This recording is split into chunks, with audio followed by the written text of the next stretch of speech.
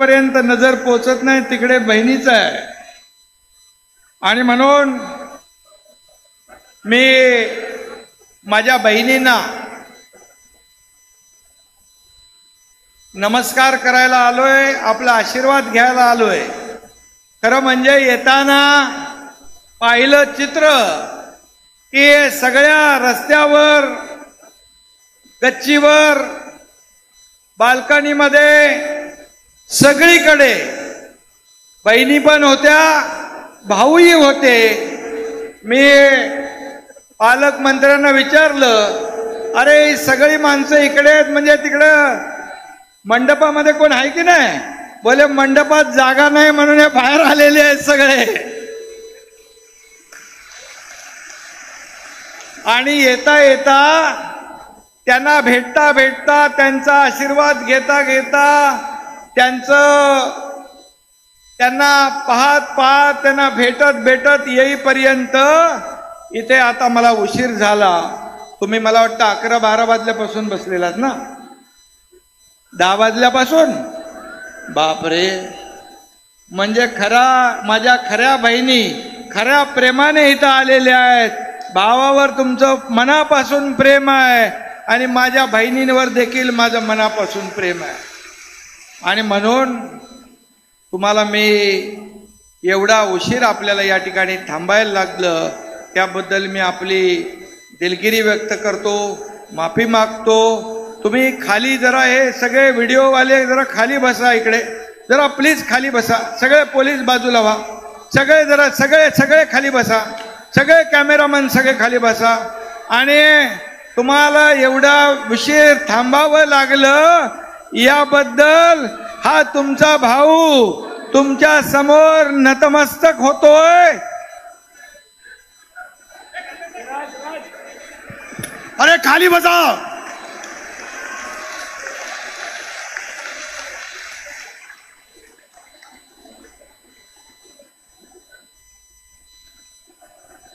एवढा वेळ तुम्ही या ठिकाणी थांबलात त्याबद्दल मी पुन्हा एकदा आपली दिलगिरी व्यक्त करतो, पुन्हा एकदा आपल्या सगळ्यांना धन्यवाद देतो. असं चित्र मी यापूर्वी कधी पाहिलं नाही. मी सिल्लोडमध्ये यापूर्वी देखील आलो, त्याही वेळेस प्रचंड गर्दी होती. मगाशी पालकमंत्री अब्दुल सत्तारजींनी सांगितलं, हा रेकॉर्ड माझा मीच मोडलेला आहे. खरं म्हणजे आज मी आपल्याला मनापासून धन्यवाद देईन. आज चांगला आपला दिवस आहे. माझ्या काही भगिनींचा फॉर्म पण मी भरून घेतला इथं. आज सगळीकडे जिल्हाधिकाऱ्यांनी मला सांगितलं 5,40,000 फॉर्म या ठिकाणी आले आणि त्यापैकी 2 लाखाची स्क्रुटिनी झाली. 2 लाख फॉर्म ग्राह्य धरले म्हणजे मंजूर झाले. आणि उरलेले जे आहेत त्याचंही काम चालू आहे, तेही लवकर आपण पूर्ण करा, अशा प्रकारच्या माझ्या सूचना आहेत. खरं म्हणजे मी आपल्याला मनापासून धन्यवाद देतो. आज कालही आपला एक चांगला दिवस होता. एक आपला 72 वर्षानंतर ऑलिम्पिक मध्ये ब्रॉन्झ मेडल मिळवणारा स्वप्नील कुसाळे हा कोल्हापूरकर आपल्या महाराष्ट्राचा आहे. त्याचंही मी मनापासून अभिनंदन करतो. त्या स्वप्नीलचा आपल्या सगळ्यांना, महाराष्ट्राला, देशाला अभिमान. आणि म्हणून मी आपल्या सगळ्यांचं मनापासून अभिनंदन करतो. जिल्ह्याचे नवीन पालकमंत्री अब्दुल सत्तार यांचंही मनापासून मी अभिनंदन करतो. पालकमंत्री झाल्यावर सत्तार सत्कार घेत बसले नाही, त्यांनी एवढा मोठा कार्यक्रम घेतला. सत्कार बाजूला ठेवले आणि हा अद्भुत असा, काय शब्द आहेत माझ्याकडे, विराट असा महिला भगिनींचा महासागर आज या ठिकाणी आपण पाहतोय.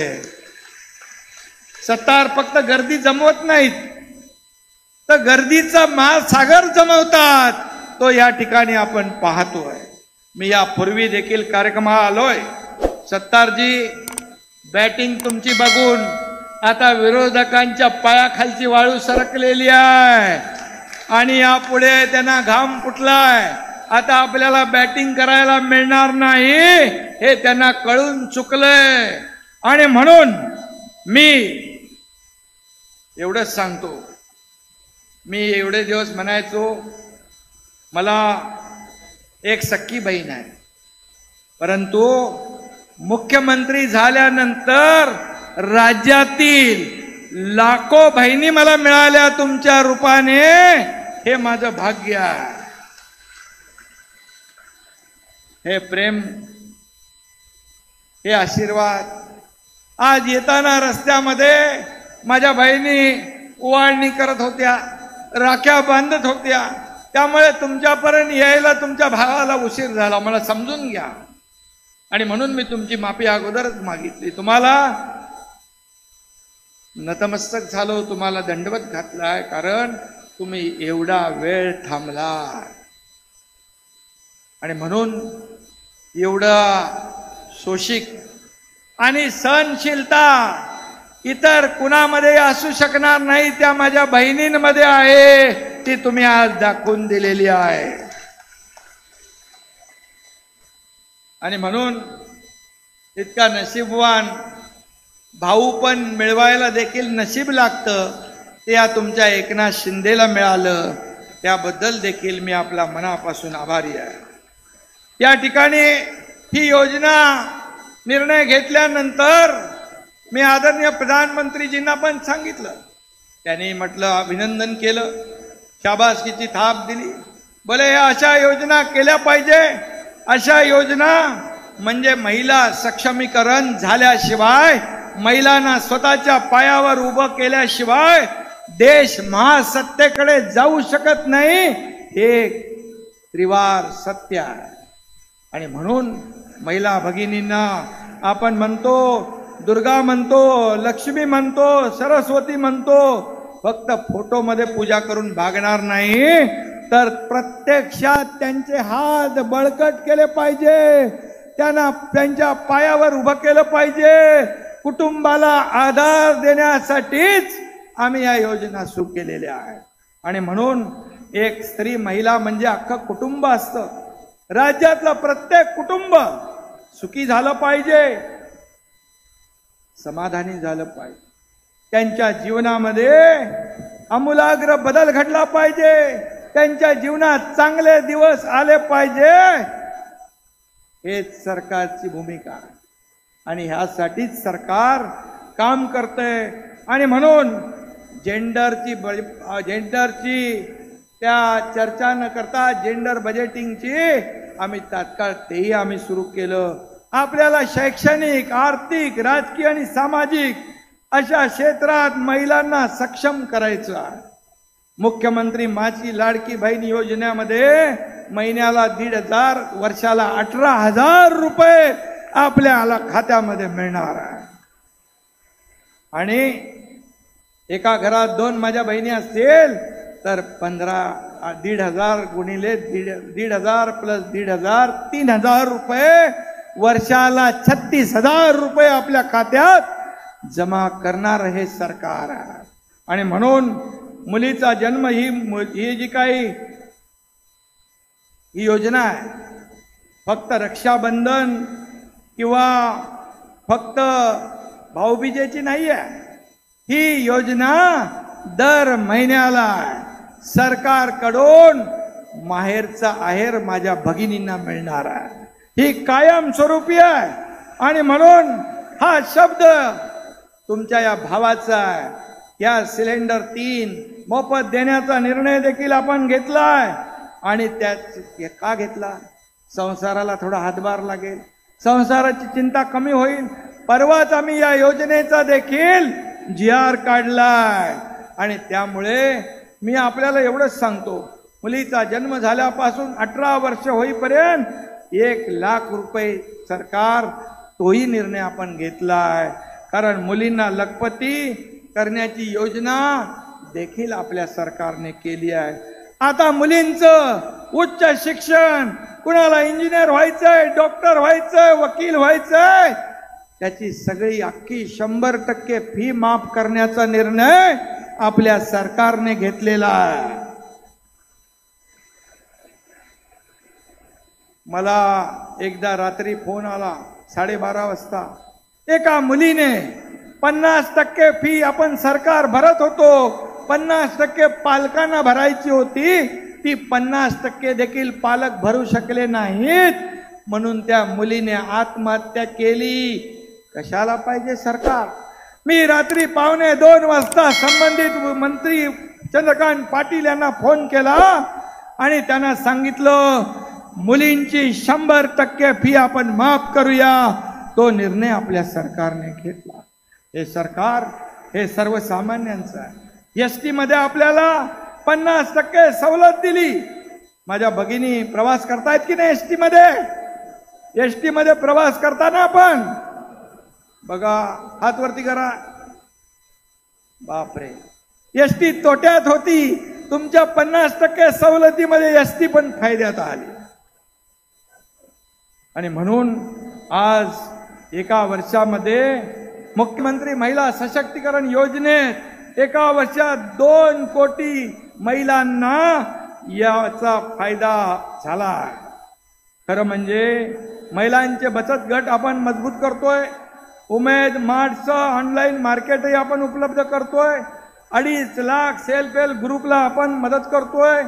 आणि म्हणून 22 कोटी रुपये सरकारने व्याज देखील भरलंय. आणि म्हणूनच आम्ही बोलत नाही, प्रत्यक्ष कृती करतो. आणि ती कृती या महिला सक्षमीकरणातून, मुख्यमंत्री माझी लाडकी बहीण योजनेतून आपण पुढे नेतोय. मला सांगा, विरोधक म्हणतात की ही योजना फक्त निवडणुकीपर्यंत आहे. मी आपल्याला सांगतो, ही योजना सुरू करायला आम्ही 1 वर्षापासून याचं नियोजन करतोय. 1 वर्षापूर्वी काही निवडणुका होत्या? आम्ही लेख लाडकी योजना 1 लाख रुपयाची 8-9 महिन्यापूर्वी सुरू केली, तेव्हा काही निवडणुका होत्या? आणि मला सांगा, निवडणुका झाल्यानंतर देखील ही योजना सुरू राहिली पाहिजे ना? कायम सुरू राहिली पाहिजे ना? सांगा मला. आणि ही योजना मी सांगतो, निवडणुकीसाठी आम्ही आणलेली नाही, माझ्या बहिणींना आधार देण्यासाठी आणलेली आहे. आणि म्हणून ही योजना कायम स्वरूपी सुरू राहणार, हा तुमच्या या मुख्यमंत्री भावाचा शब्द आहे. विरोधकांच्या पोटात दुखलंय, त्यांचा पराभव दिसू लागलाय, म्हणून कोर्टामध्ये कोणाला तरी पाठवलं त्यांनी. पण मला विश्वास आहे का ही योजना बंद व्हावी म्हणून? काय तुम्हाला पैसे मिळाले तर तुम्ही आमच्या, मी असेल, देवेंद्रजी असतील, अजितदादा असतील, आम्ही सगळ्यांनी मिळून सरकारने या निर्णय घेतला. मग या सरकारला निर्णय भेटेल, श्रेय मिळेल आणि निवडणुकीमध्ये आपला पराभव होईल, अशा प्रकारची धास्ती त्यांना झाली आहे.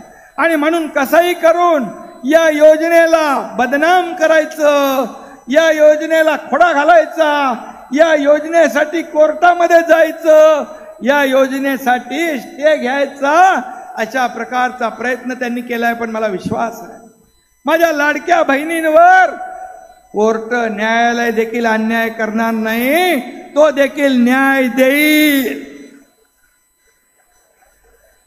आणि म्हणून मी आपल्याला एवढंच सांगतो, तुम्ही जी हे लोक खोडा घालतायत यांना बरोबर लक्षात ठेवा.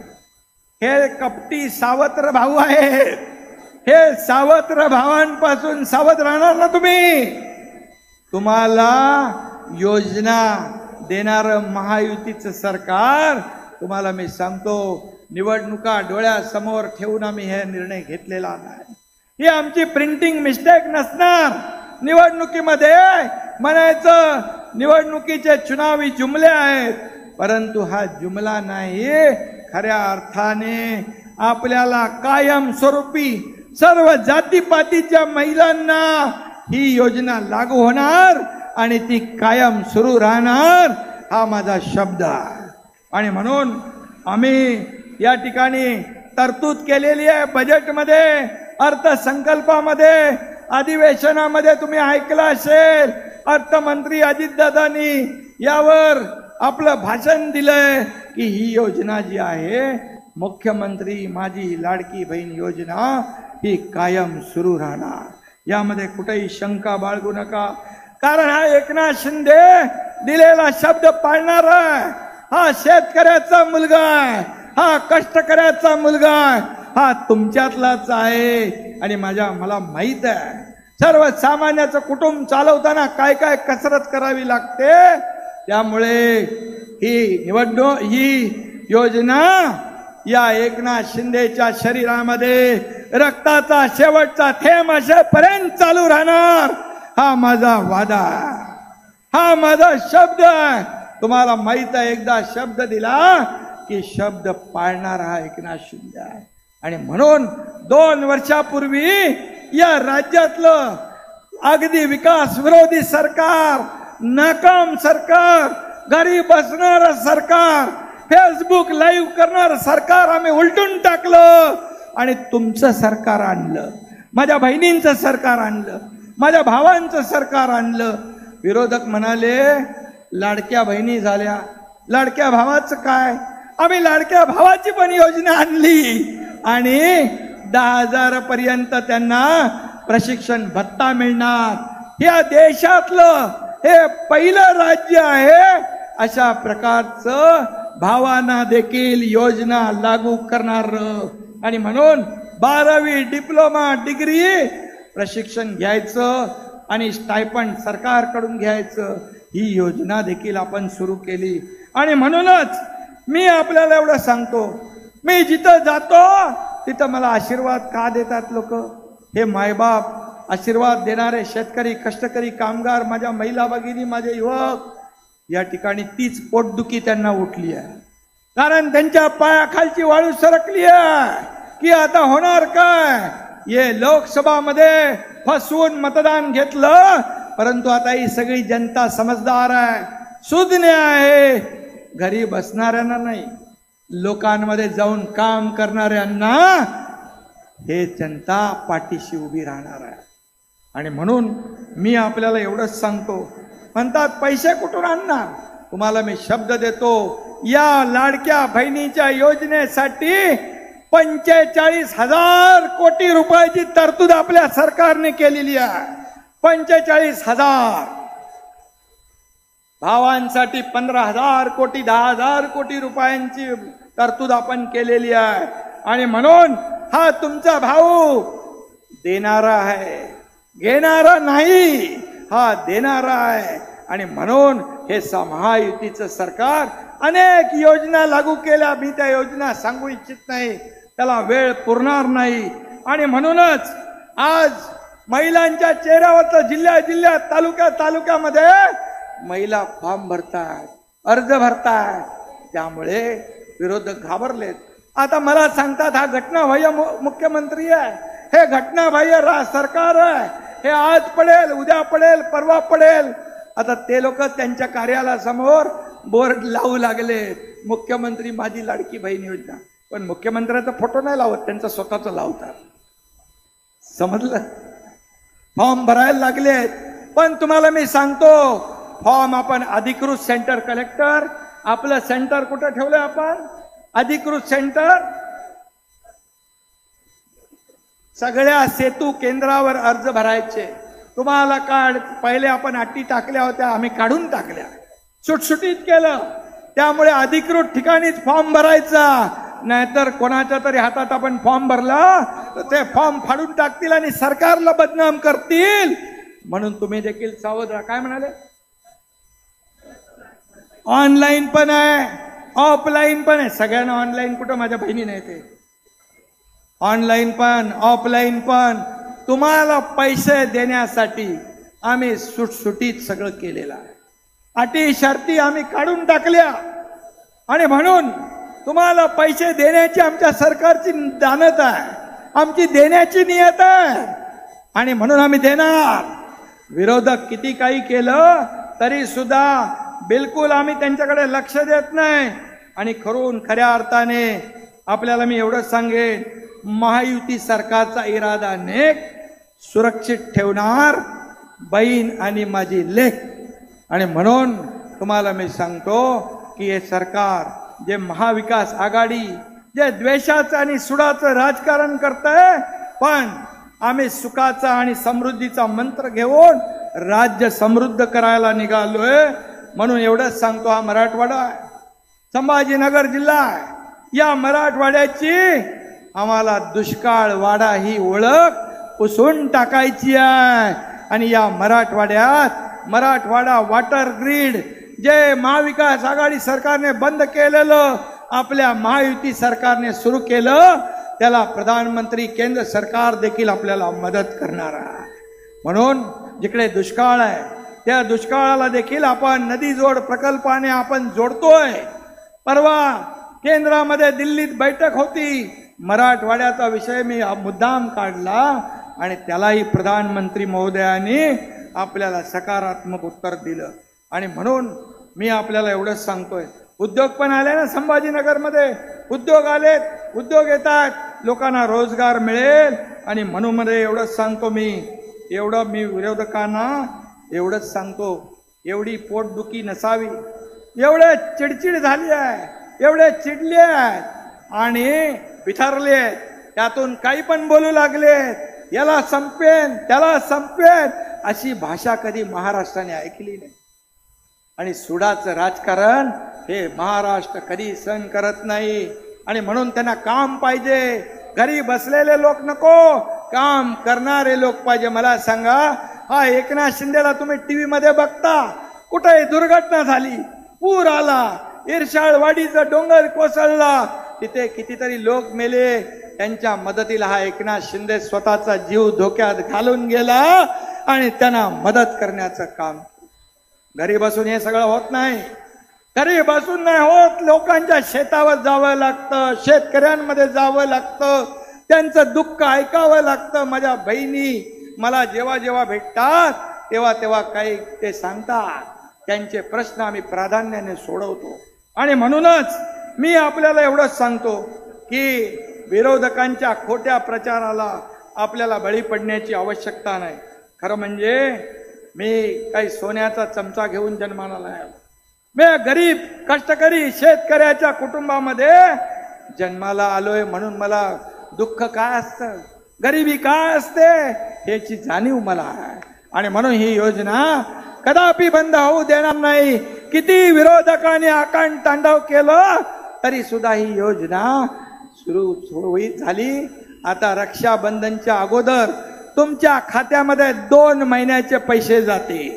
रक्षाबंधनच्या अगोदर तुमच्या खात्यात 2 महिन्याचे पैसे जातील. त्याच्या पुढच्या महिन्यात देखील आणखी महिना पैसे जाईल. समजा ही जुलै 1 पासून ही योजना सुरू झालेली आहे. तुम्ही ऑगस्ट मध्ये फॉर्म भरला तरी 2 महिन्याचे पैसे जातील. सप्टेंबर मध्ये फॉर्म भरला तरी सुद्धा तुम्हाला पैसे जुलै पासून मिळतील. हा माझा शब्द आहे. आणि म्हणून या ठिकाणी आपल्याला मी एवढंच सांगतो की या जिल्ह्यामध्ये आपण अनेक योजना आणतोय. आणि म्हणून मी आपल्याला एवढंच सांगेन, या मराठवाड्याचा विकास करणं. अब्दुल सत्तार तुम्हाला मी धन्यवाद देतो. लोकप्रतिनिधी कसा असावा तर अब्दुल सत्तार सारखा असावा.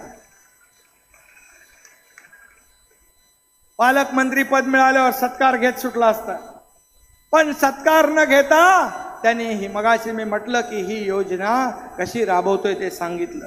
आणि म्हणून आज रॅलीमध्ये या सभेमध्ये हजारो लाडक्या माझ्या बहिणी आहेत आणि लाडके भाऊ पण इकडे सगळीकडे उभे आहेत रस्त्यावर इकडे. आणि म्हणून मी आता एवढंच सांगतो विरोधकांना, ये तो सिर्फ झाकी है, अभी 2 महीने और बाकी है.